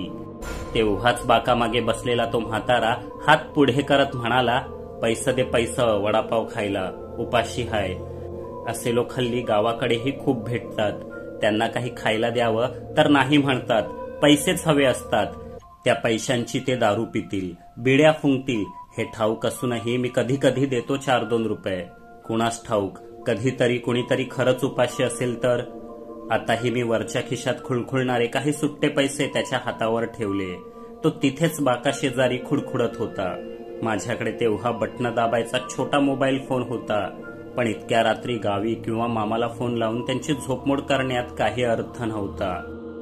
अर्धी भाकरी खाऊन थोडं पाणी पिऊन मी डबा बॅगेत ठेवून दिला. बॅग बाकावरच होती. तिच्यावर डोकं ठेवून झोपावं असा विचार चालू होता. तेव्हाच तो म्हातारा बाकामागून पुढे येत म्हणाला, कुणीकडचं पाहुणं म्हणावं. मला त्याच्याशी बोलण्यात काही रस नव्हता. संभाषण संपवण्यासाठी मी तुटकपणे म्हटलं, कोकणातून. पण हे ऐकताच त्या म्हाताऱ्याचे डोळे चमकले. मी आभी तिथलाच आहे. कोणतं गाव? त्याने आणखी चौकशी केली. मी नाईलाजाने गावाचं नाव सांगितलं. अरे वा, आमचं बी लई लांब नाही तिथून. तुम्ही गाववालच म्हणायला पाहिजे म्हणजे आमचं. असं बोलून तो म्हातारा बरंच काही बाही सांगू लागला. मला इतक्या उशिरापर्यंत जागण्याची सवय नव्हती. डोळे जड झालेले. आणि तो म्हातारा बोलता बोलता आपल्याच आयुष्याची उजळणी केल्यासारखा काही जुन्या पुराण्या आठवणी सांगू लागला. म्या येडा नाही, खरंच नाही. लोकांना तसं वाटतंय कारण माझं केस पिंजारलेलं असतात. त्यावर धुलीचा थर साठलाय. कपड्यांची लक्तरं झालीत. त्या आडून दिसणारं माझं उघडं अंग घामानं कळकट झालंय. कारण मी एकटाच हिंडत असतो गावभर, रानभर. रातीचा, पहाटेचा, दुपारचा, तिन्ही सांजचा. उगाचच दिशाहीन. वाट फुटल तिथं भटकत असतो. एकटाच बडबडत असतो. कधी भूक लागली तर कुणाकडे मागून खातो. 4-2 शिव्या हसडत ते भीक दिल्यावाने हातावर भाकरीचं 2 तुकडं टाकतात. मी ते अधाशागत गिळतो. वर नदीचं गटागट पाणी पितो. मग सुरू आपली भटकंती. कधी कधी गावात जातो. इकड तिकडची उन्हाळ पोरं मागं लागतात. शेपट्या लावतात, खडं मारतात. पण मी त्यांना वरडत नाही, घाबरवत नाही. म्हणून ती आणखीच आगाऊपणा करतात. मनात असलं तर मी आमच्या वाड्यात जातो. कालवंडलेल्या दारातून आतल्या उसरीच्या अंधाराकडे पाहत आईला हाक मारतो. आये, मी आलोय. भूक लागली आहे, भूक. तशी आतल्या चुली जवळून आई लगालग धावत येते. आल्या आल्या माझ्या दुर्गंधीने भरलेल्या अंगाची फिकीर न बाळगता मला कवटाळते. चेहऱ्यावरून हात फिरवते आणि माझ्याकडे बघतच राहते. मी म्हणतो, आये, भूक, भूक. तशी आई जवळच्याच काळ्या माठातलं पाणी तांब्यातनं मला देते. म्हणते, बस इकडं. मी आणते माझ्या लेकराला भाकर. नियात चुलीजवळ जाऊन भाकऱ्या थापत बसते.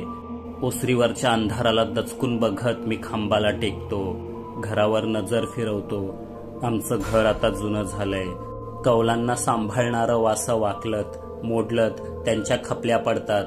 भिंतींची टरफलं उडालीत आणि ज्यांची नाय उडालीत त्या चुलीच्या धुराचं काजळ तोंडावर फासून बसल्यात. भिंतीवरील वाडवडिलांच्या देवांच्या तसबिरींवर धुळीचं किट्ट चढलंय. पोटमाळ्यावर, फडताळावर, वाशांवर कोळ्यांची जाळीच जाळी झालेत. जमीन उकरली आहे. एकटी माय कुठं कुठं पाहणार. जमीन सारवणार की जाळी पाडणार. ती बी आता थकली आहे. काम होत नाही तिच्यान तरी गावातल्या बालंतिनीचा आणि बालाचं धुणं मालिश करायला जाते. 2 वेळच्या भाकरी पुरता भात मिळवते. घरी आलं की तिच्यानं माझ्यासाठी 4 भाकऱ्या थापते. त्या परडीत ठेवून स्वतः तुकडा बी न खाता माझी वाट बघत ओसरीच्या अंधारात बसून राहते.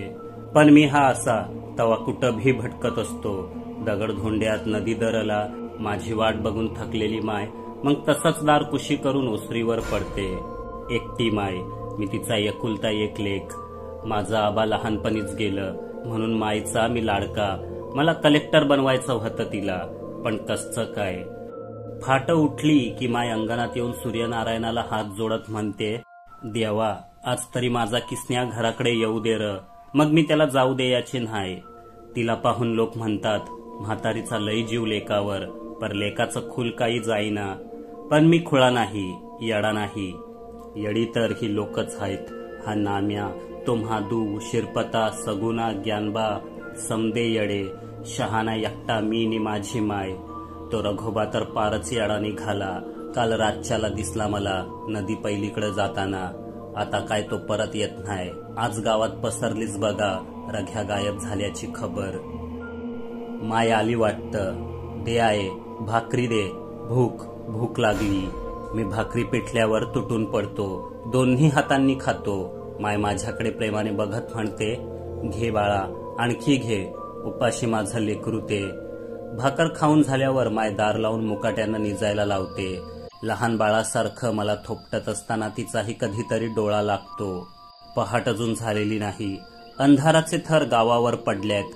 पण मला जाग येते. मी ओरडतच उठतो, आये जखीन, जखीन. ती जखीन हाय. सोड मला, सोड. आये वाचव.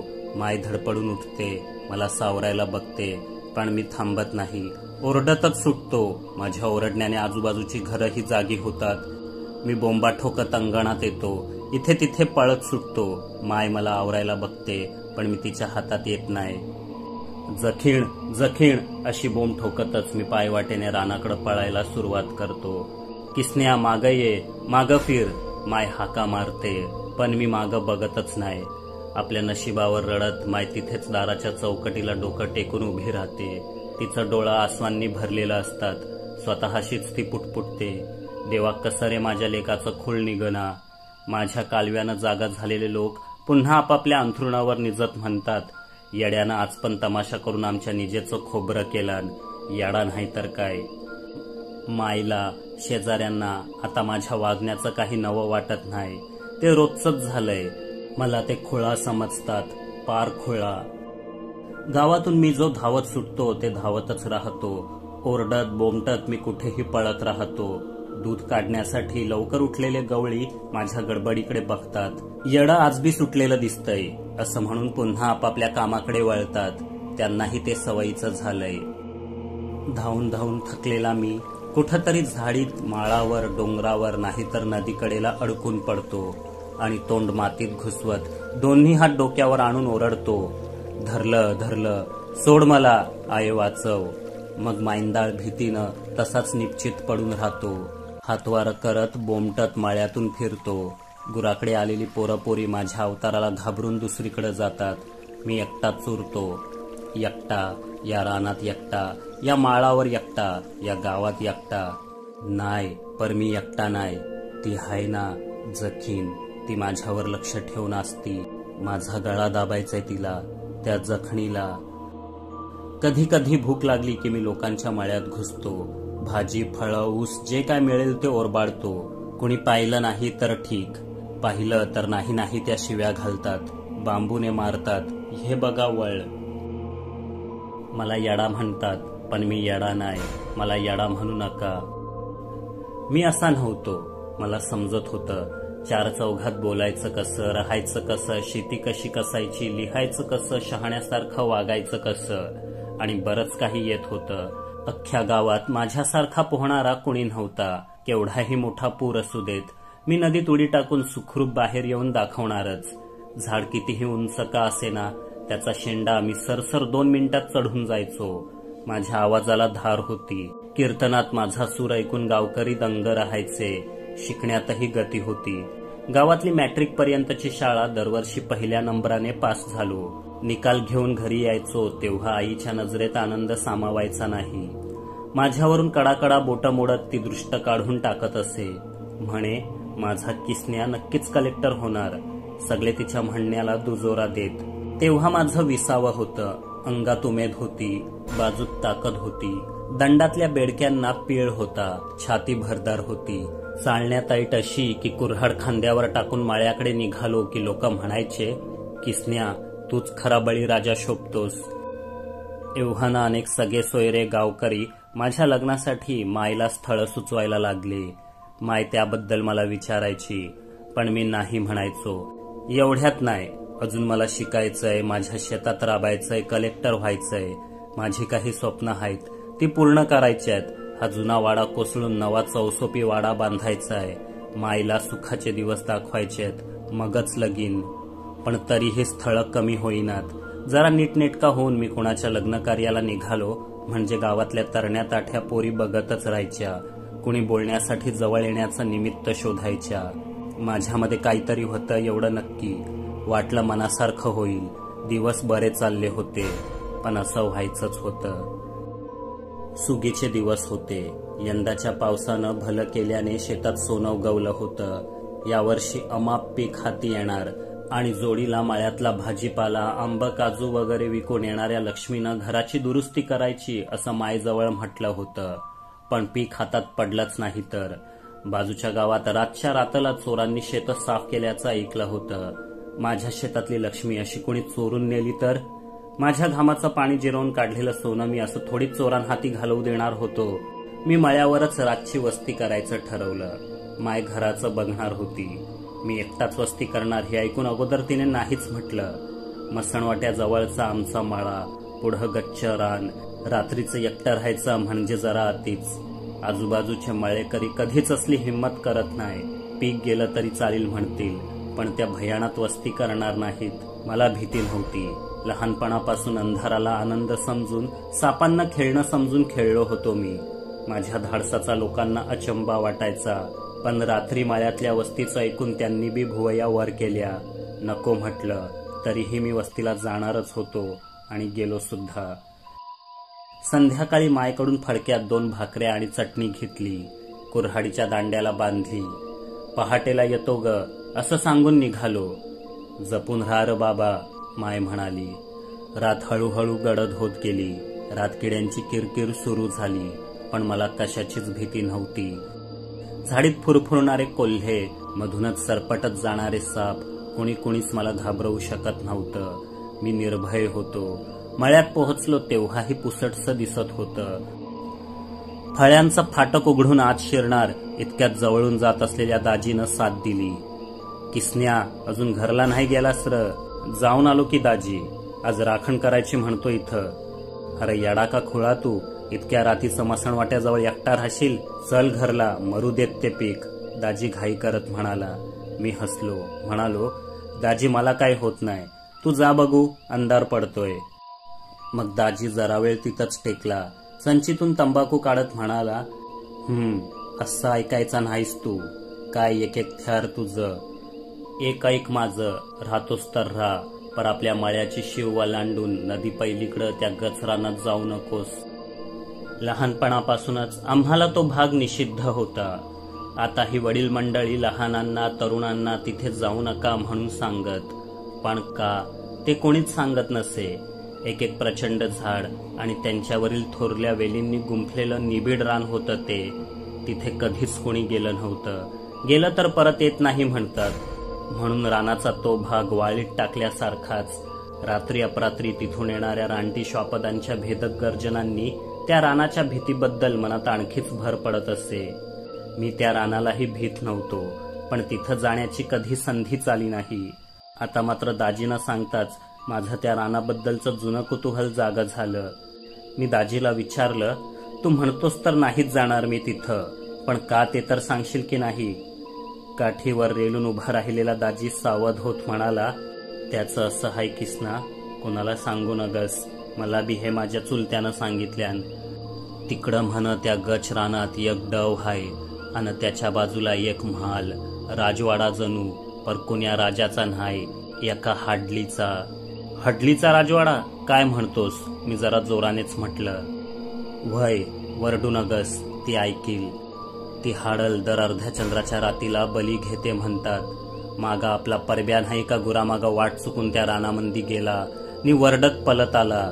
तो म्हणतो कसा की त्यानं बघितलान. काय हडळ बघितली? मी कुतूहलाने विचारलं. नाही र, दिसाचे हाडल दिसते व्हय.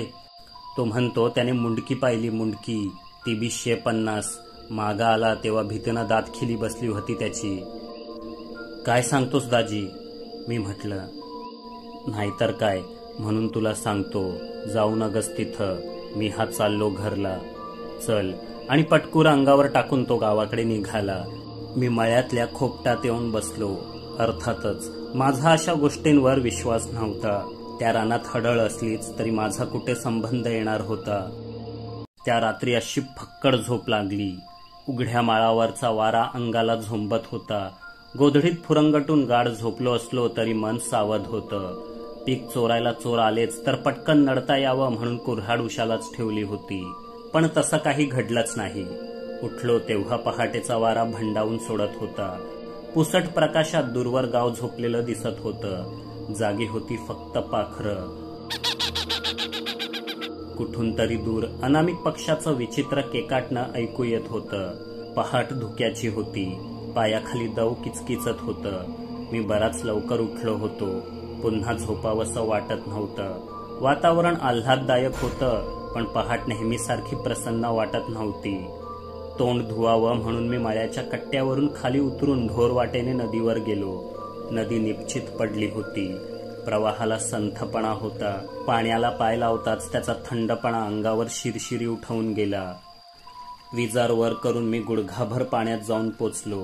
कमरेत थोडंसं वाकून ओंजळीत पाणी घेऊन चूळ भरली. मग त्या गारेगार पाण्याचे सपासप सपकारे चेहऱ्यांवर डोळ्यांवर मारले. इतक्यात नदीच्या दुसऱ्या काठावरून पाण्यात घागर बुडवल्याचा आवाज आला. दचकून मी समोर पाहिलं, पण डोळ्यातील पाण्यामुळे एकदम स्पष्ट काही दिसलं नाही. जसजसं डोळ्यातील पाणी निवळलं तसतशी ती आकृती स्पष्ट होत गेली. ती एक तरुणी होती. कुठली ठाऊक नाही, आमच्या गावातील तर नक्कीच नाही. तिचं वर्णन मी काय करावं? ते सौंदर्य शब्दात पकडणं महान कवीच्याही मर्यादेपलीकडे होतं. तो लोभस गोरा रंग, भुवयांचा महिरप, पाण्यातील मासोळ्यांसारखे चंचल हालचाल करणारे नेत्र, धारदार नासिका, नाकातील चमकी, हातातील कंकण आणि अदबशीररित्या वाकून घागर भरताना कपाळावर नि गालावर रुळलेले तिचे ते केस, गोऱ्या हातांचा कोमलपणा, घागरीवरील निमुळत्या बोटांची पकड नि सर्वात दिलखेचक म्हणजे तिचे ओठ, गुलाबाच्या पाकळीसारखे. असं वाटतं ते ओठ अस्फुट हसत होते, बोलावत होते, खुणावत होते. पहाटे नदीवर अप्सरा येतात असं म्हणतात. ही अप्सरा तर नव्हे. छे, अप्सरा पाणी कशासाठी भरेल? मी माझ्या नादातून बाहेर पडलो तेव्हा ती हलकेच घागर कडेवर घेऊन निघाली होती. ती डौलदार चाल, असं फक्त तिनेच चालावं. पाठ करून चालताना तिच्या डोईवरचं मोठंसं रानफूल मला आणखीच वेड लावून गेलं. तसा मी संयमी माणूस. असे सौंदर्याचे आघात कित्येकदा झाले माझ्यावर, अनेकदा जाणून बुजून केले गेले, पण मी ढळलो नाही. आता मात्र दिसलं ते निव्वळ सौंदर्य नव्हतं, सौंदर्याची नशा होती, जिचा अंमळ माझ्यावर झाला. तिला निघताना पाहून मी साथ दिली, थांब.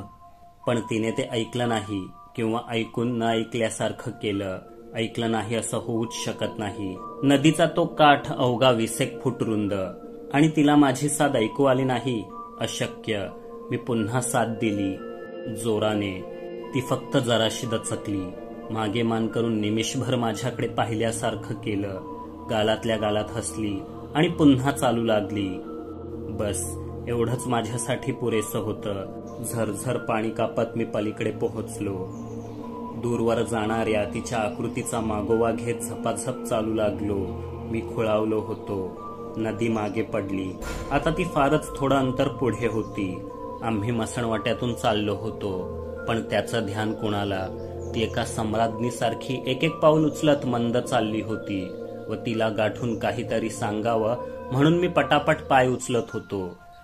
तरीही बरंच अंतर कापून सुद्धा मी तिच्यापर्यंत पोहोचू शकत नव्हतो. चालण्याच्या नादात मसणवाटा मागे पडला. ती रानात शिरली. मीही तिच्या पाठोपाठ अगदी 10-1 पावलांवर आलो होतो. मी रानात कशा करता राहिलो होतो? नदीवर का आलो? हिचा पाठलाग का करतोय? गच्च रानात येऊन सुद्धा ही आणखी पुढं कुठे चालली आहे? काही कळेना. मेंदू बधीर झाला होता. मी बेभान होऊन तिच्या मागे चाललो होतो. झाडी दाट होऊ लागली, इतकी की आता पावे तो बऱ्याचशा वर आलेल्या सूर्याचाही प्रकाश तिथे जमिनीपर्यंत पोचत नव्हता. मी कुठे आलो? आजूबाजूचं निबिड अरण्य पाहून मी थबकलो. माझ्या पुढे चालणारी तीही अचानक गायब झाली होती. मी धावतच पुढे आलो, पण नाही. हवेत विरघळावं तशी ती अचानक नाहीशी झाली होती. मी दुखावलो. हातातून अमूल्य काहीसं निसटल्याची भावना मनाला जाचू लागली. उलट पावली परत फिरावं म्हणून मी मागे वळलो. अरेच्चा, वाट दिसतच नव्हती. नजर जाईल तिथे गर्द झाडी, जंगलाचे चकवे मला माहीत होते. दिसेल ती रानवाट पायवाट धरून मी मुकाट चालू लागलो. मन थाऱ्यावर नव्हतं. इतकं विलक्षण सौंदर्य आपलंसं करावं ही माझी इच्छा अपूर्ण राहिली होती. मी कुठे चाललो होतो मलाही कळेना. हा भाग माझ्या बिलकुल परिचयाचा नव्हता. जिथं नजर जाईल तिथवर रानच रान. अचानक थबकलो, कारण चालत होतो ती पायवाटच पुढच्या गर्द झाडीत शिरून संपत होती. मग मी जावं तरी कुठून? वैतागून तसाच चालत त्या झाडीत शिरलो. समोर येणाऱ्या फांद्या चुकवत, मोडत, बाजूला करत वाकून झाडी पलीकडे पोहोचलो. आणि माझ्या नजरेवर विश्वासच बसेना. इतका प्रचंड महाल आमच्या गावापासून जवळ असूनही आम्हाला ठाऊक नव्हता. महालाचा काही भाग ढासळलेला, रंग जीर्ण झाला होता, मात्र वास्तू राजेशाही होती. समोर रानफुलांची बाग आणि तिच्याही समोर डोह, गहिरा, चिडीचूप बसलेल्या माणसासारखा शांत डोह. त्याच्या पृष्ठभागावर तरंगणारी कमळं जादुई भासत होती. मला दाजीच्या शब्दांची आठवण झाली. मनात भीतीने प्रवेश केला, पण भिण्यासारखं काही नव्हतंच. परिसर प्रसन्न होता. हळूहळू मी महालापाशी पोचलो. माणसांचा मागमूसही नव्हता. महालाचं फाटक उघडं होतं. ते जरासं ढकललं. भयान एकांतात त्याच्या आवाजाने अंगावर काटा उठला. मी पुढे आलो. महालात प्रवेश केला. आतही कोणीच नव्हतं, पण आतली दालनं गाद्या, गिरद्या, पडदे, तबके, तस्बिरी इत्यादींनी सुरेख सजवलेली होती. हे कसं शक्य आहे? मी स्वप्नात तर नाही. माझंच मला कोडं पडलं होतं. मी आणखी एका दालनात शिरलो. ते कदाचित देवघर असावं. आत अनोळखी अशा देवतांच्या मूर्ती होत्या. कचकचित अंधार. कुठेही दीप समयी तेवत नव्हती. एका भयान दिसणाऱ्या मूर्तीपुढे येऊन मी थबकलो. इतक्यात माझ्या मागून बांगड्यांचा सौम्य किणकिणाट ऐकू आला. मी मागे वळलो. तीच होती, पाणी भरणारी अप्सरा, माझ्या इतक्या जवळ. आनंद मिश्रित आश्चर्याने मी पुढे झालो. तीही पावलं 2 पावलं पुढे झाली. मला विचारायचं होतं, तू कोण? इथे कशी? एकटीच का? पण शब्दच निघेनात. आम्ही जवळ आलो. तिच्या नेत्रात मादक धुंदी होती. तिने केसात माळलेलं ते रानफूल तिच्या कानांमागून डोकावत होतं. आम्ही जसजसं जवळ येत होतो तसतसं त्या रानटी फुलाच्या सुगंधाचा झोपेसारखा परिणाम माझ्यावर होत होता. एकदम जवळ येताच गुंगी चढावी तसा माझा स्वतःवरील ताबा उडाला. मी बेहोश झालो. नक्की काय घडत होतं? कशाचाच कशाशी ताळमेळ लागत नव्हता. मी आहे तरी कुठे? घरी, मळ्यात की महालात? महाल तरी कोणता? मी इथे कसा आलो? तिच्या मागे. पण ती कोण? गावातली तरुणी, अप्सरा, रानातील भिल्ल आदिवासींची राजकन्या की आणखी कोणी? अर्धवट जागृतावस्थेत, अर्ध्या झोपेत की गुंगीत काहीच कळत नव्हतं. अस्पष्टसं कानावर काही ऐकू येत होतं. गाणं? छे छे, गाणं नाही. काहीतरी मंत्र पठणासारखं होतं ते. हो, मंत्रच होते ते. कानांवर शब्द येत होते. मध्येच काहीतरी टाकून अग्नी भडकवल्याचा आवाज. त्याची धग इथेही जाणवत होती आणि ज्वाला मिटल्या डोळ्यांसमोर पेटून उठत होत्या. आता मला पूर्ण जाग आली होती. डोळे एकदम उघडले नाहीत. हळूहळू प्रथम जवळच असलेल्या आगीच्या, नाही, यज्ञाच्या ज्वाळा दिसल्या. मग मात्र त्या अंधारातलं एक एक दृश्य स्पष्ट होऊ लागलं. मी त्याच खोलीत होतो. ते देवघर असावं. खोलीच्या मधोमध अग्नी तेवत होता. त्याच्या ठीक मागे एक अस्पष्ट आकृती, काळ्या कपड्यातली. तिच्या अंगावर रक्ताचे डाग होते. आता मात्र माझी गुंगी पुरती उडाली. मी लक्ष देऊन पाहू लागलो. अग्नीच्या बाजूला कसले कसले पदार्थ तबकातून ठेवले होते. त्याच्याही बाजूला, फक्त बाजूलाच नव्हे, सबंध खोलीभर मुंडकी पसरली होती. मुंडकी धडापासून वेगळी केलेली, रक्ताळलेली, निष्प्राण, जिभा बाहेर आलेली. काहींचे डोळे जणू आत्ता गळून पडतील इतके खोबणी बाहेर आलेले. काही जखमी मुंडक्यातून रक्ताचा गळता प्रवाह एक होऊन दारापर्यंत गेला होता. दार अर्धवट उघडं होतं. बाहेर अंधार पडला होता. रात्र केव्हा झाली काहीच कळेना. पूर्ण खोलीभर ते मंत्राचे शब्द गुंजत होते. मी झोपलेल्या स्थितीत नव्हतोच. एका खांबाशी दोरखंडाने जखडलेला होतो. खरंच ना हे स्वप्न नाही? नव्हतंच. ते सारं सत्य होतं. कल्पनेहूनही अद्भुत.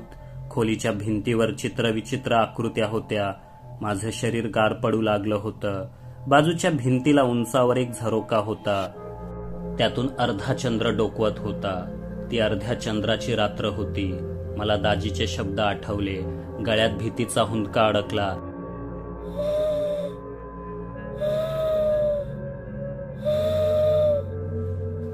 इतक्यात घुबडाचे कर्णकर्कश घुमणे कानी आले. मी भयंकर घाबरलो. समोर पाहिलं तर भीतीने ठरवावं इतकं भयंकर दृश्य होतं. अग्नीमागे बसलेली ती काळसर आकृती, नव्हे तिचा चेहरा, जाळून काढल्याप्रमाणे उद्ध्वस्त होता. डोळे आहेत की वितळलेले मांस ते कळत नव्हतं. दातांनी फळ तोडावं तशी आपल्या सडलेल्या हातात एक मुंडकं धरून ती त्याचे लचके तोडत होती.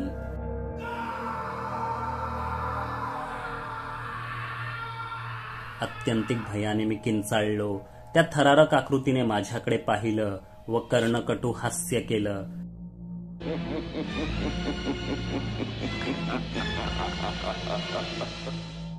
कानात सळ्या खुपसल्या जाव्यात असा तो आवाज माझा काळीत चिरून गेला. मला समोर बघवेना, तो आवाज मात्र वाढत चालला होता. कदाचित माझीही अशीच अवस्था होणार होती. त्या मुंडक्यांमध्ये एक मुंडकं माझंही सामील होणार होतं.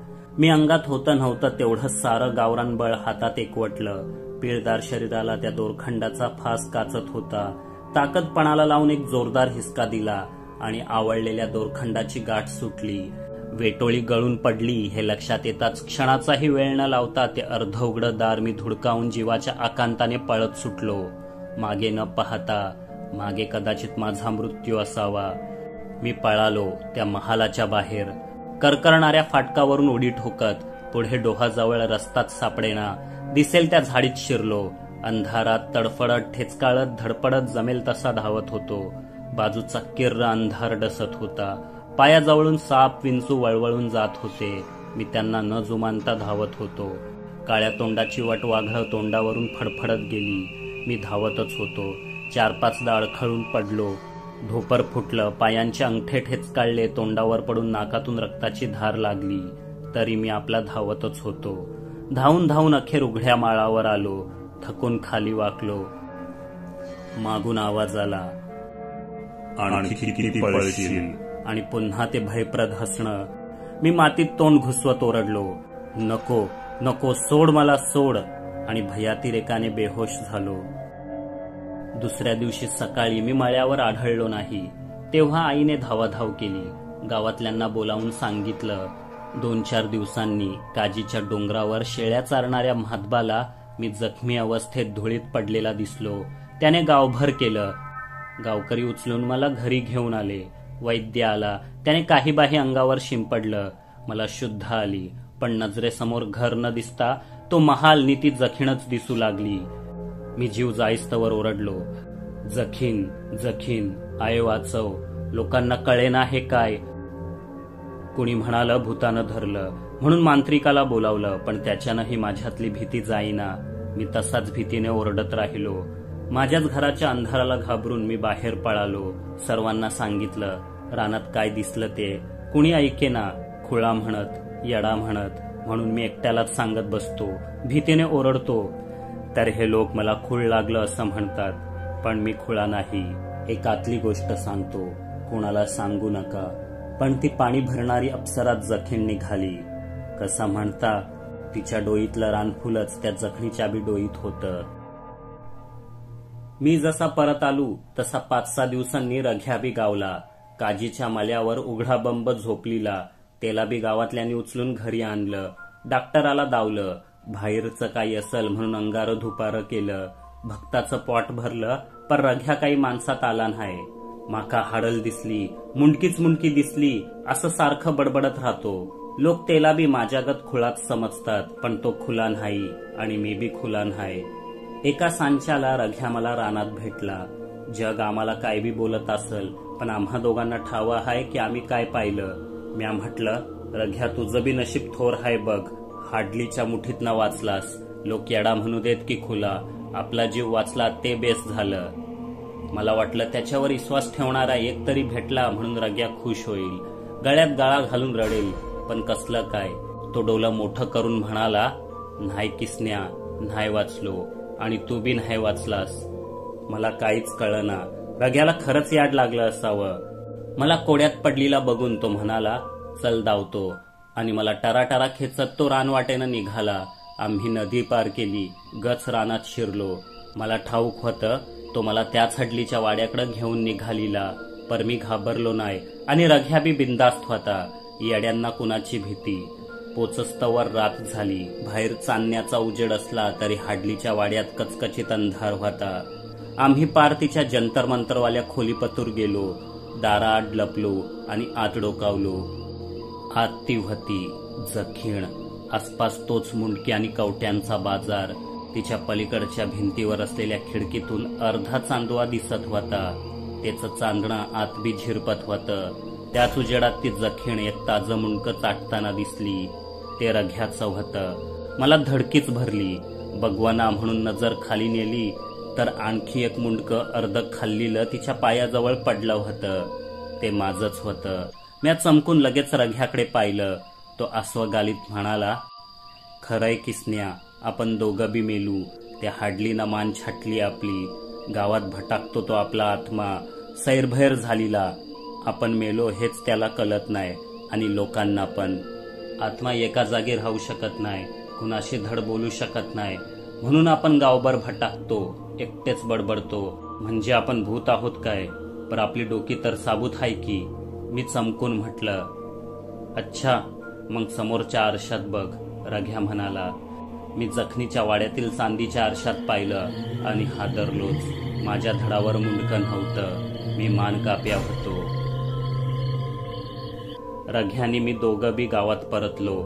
कधी ना कधी गावातल्या लोकांना हे कळल आणि ती बिरतील म्हणून मी गाव सोडला. रघ्यानं बी सोडला. तो कुठं निघून गेला ठाव नाही. पर मी मुंबईत येऊन पोचलो. मागच्या 50 वर्षात झोपड्यांच्या इमारती झाल्या, गगनाला भिडल्या, पर मी इथंच आहे. असं बोलून त्या म्हाताऱ्याने कथा संपवली. डोळ्यांवर येणारी झोप कधीच उडालेली. मीच तो मानकाप्या आहे असं तो पुन्हा पुन्हा सांगत होता. मी आधी विश्वास ठेवला नाही. पुढचं तुम्हाला ठाऊक आहेच. पहाटेची पहिली लोकल पकडून मी विरारला पोचलो. नोकरी मिळाली. मुंबईत जम बसला. आज 15 वर्ष झाली. मी पक्का मुंबईकर झालोय. पण चुकूनही कधी बोरवलीच्या फलाट क्रमांक 6 वर रात्रीचा थांबत नाही. कुणास ठाऊक पुन्हा बाका मागून तो म्हातारा अचानक उगवेल आणि म्हणेल, मी तो मानकाप्या आहे.